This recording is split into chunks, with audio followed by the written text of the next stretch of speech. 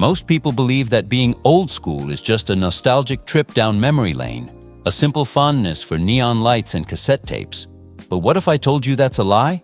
The truth is far more provocative. If you grew up in the 80s, you didn't just have a different childhood, you underwent a psychological initiation that is now extinct. Modern society is currently suffering from a crisis of resilience and a terrifying lack of self-awareness. Yet you carry the antidote within your very DNA. You were the last generation to be raised by the world instead of an algorithm. And according to Carl Jung, this gave you a golden shadow that the digital age is desperate to reclaim. Today, we aren't just talking about memories. We are uncovering the hidden life skills and the independence that make you a psychological anomaly in the 21st century. If you've ever felt like you're speaking a language of depth in a world of shallow whispers, it's because your Polish heritage of grit or your childhood spent in the real world forged a self that can't be broken by a lost Wi-Fi signal. Are you ready to see the power you've been carrying in secret? Imagine a child standing before a broken bicycle, miles from home, with no way to call for a rescue. In the world of Carl Jung, this isn't a crisis. It is the birth of the individual, a moment where independence moves from a concept to a lived reality. You didn't have a glowing screen to provide the answers, so you had to reach into the depths of your own psyche to find a solution. This early necessity for resilience meant that you weren't just fixing a chain, you were building the internal structure of the self. It taught you that the world is something to be interacted with, not something to be feared or avoided through a glass screen. In your professional life today, this manifests as a quiet, steady confidence that leaves others in awe. When the server goes down or a deadline looms, you don't look around for a savior. You become the savior because you've practiced self-awareness under pressure since you were 10. While younger colleagues might spiral into a panic, you rely on those ingrained life skills to troubleshoot the chaos with a surgical precision. You are the one who picks up the metaphorical wrench, perhaps like a Leatherman multi-tool or a classic Swiss Army knife.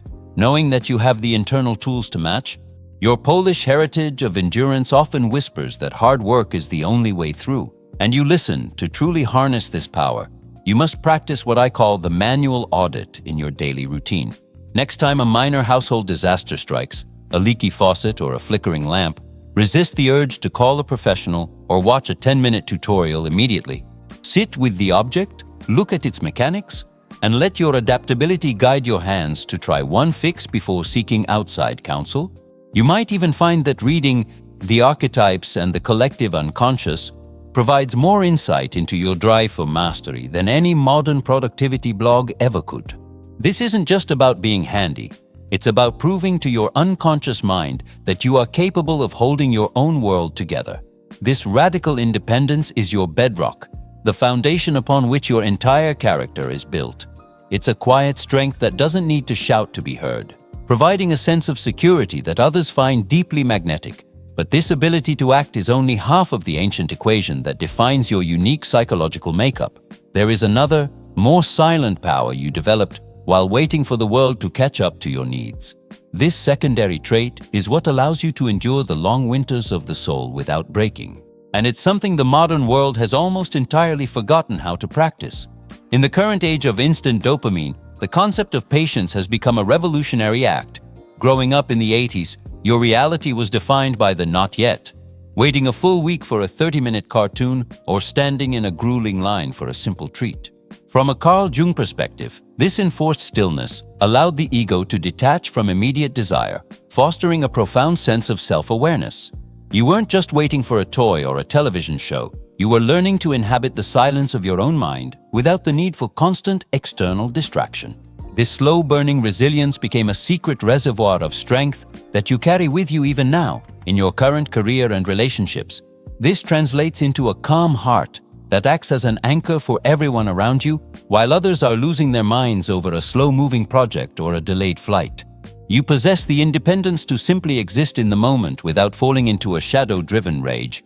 You understand that the most meaningful things in life, be it a successful business, a deep human connection, or a garden, cannot be rushed.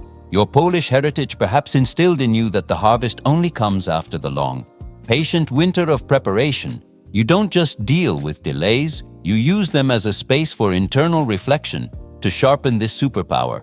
I invite you to practice the 48-hour delay on any non-essential purchase or emotional reaction.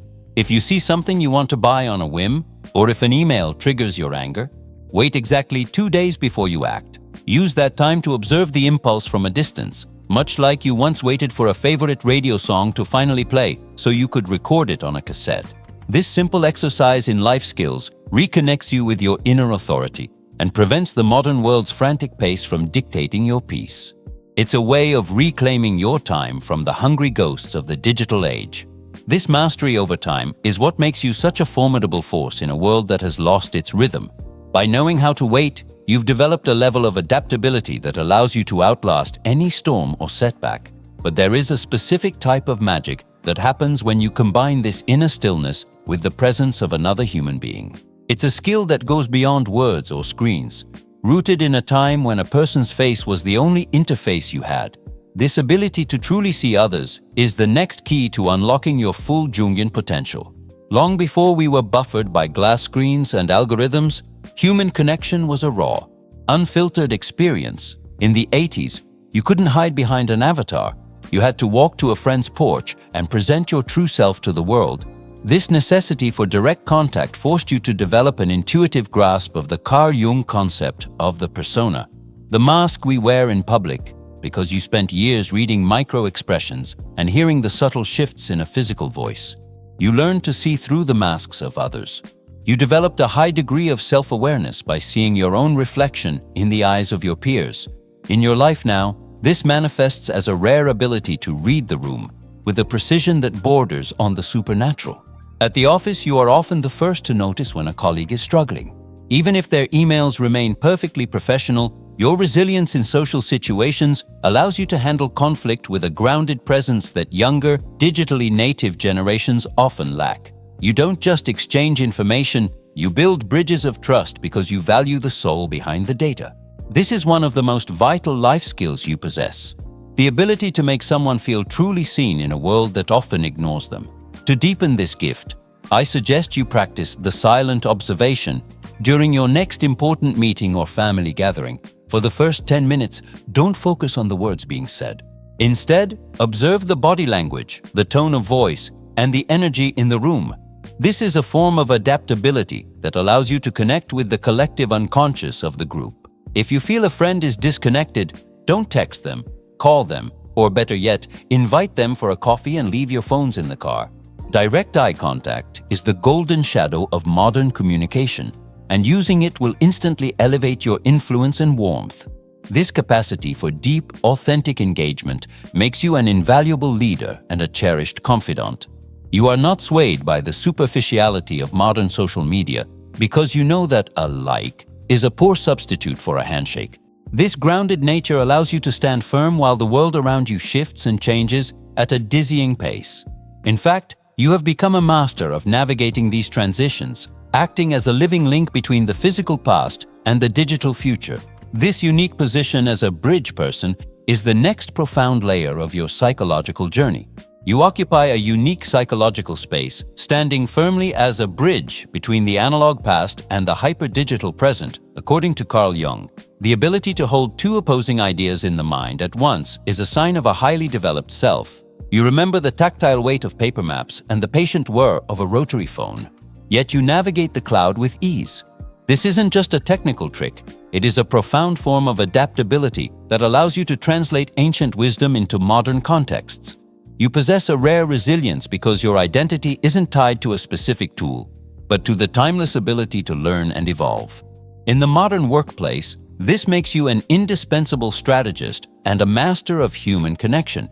You can explain a complex algorithm to a senior executive while simultaneously teaching a younger intern the value of a firm, offline handshake. Because you've lived through the total transformation of human communication, you don't panic when the latest disruptive technology arrives. You see it for what it is. A new mask for the same human archetypes. Your life skills allow you to use technology as a servant rather than becoming its slave, maintaining your independence in an era of digital dependency. To maximize this advantage, I recommend you engage in the cross-generational mentor approach in your daily life. Seek out a younger person to teach them a low-tech skill, like how to read a physical compass or the basics of a trade, perhaps inspired by your Polish heritage.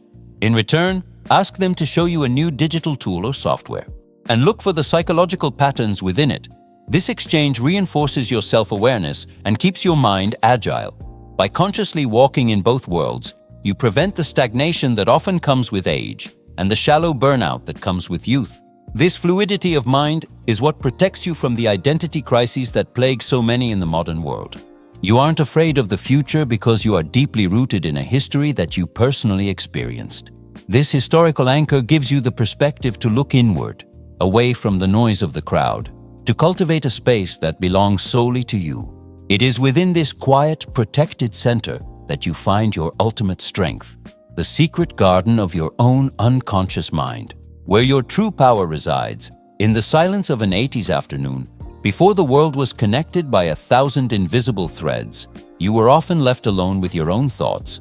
Carl Jung emphasized that the path to individuation begins with the ability to turn one's gaze inward, away from the collective noise.